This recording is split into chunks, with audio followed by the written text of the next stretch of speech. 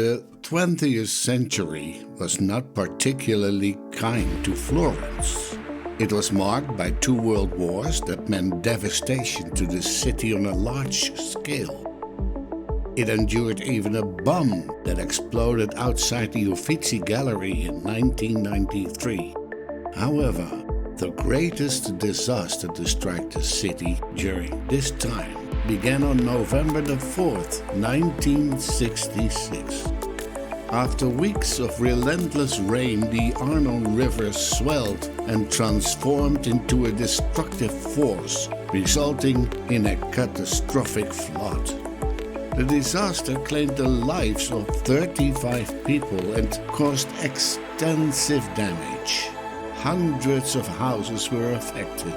Approximately 5,000 families were left homeless, and around 6,000 businesses were forced to close.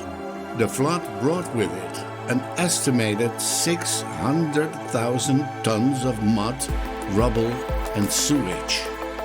Most significantly, the flood severely damaged or destroyed millions of priceless works of art.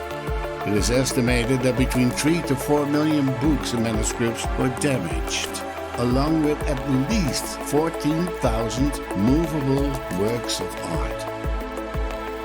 Even now, 60 years later, Florence continues to deal with the consequences of the disaster. While some works like Vasari's Last Supper have been restored, many irreplaceable artworks and books were lost on that tragic day in 1966, and others are still being handled by restorers. The determination of the Florentines is evident in the fact that Vasari's work was finally declared restored in 2016 after a 50 years effort.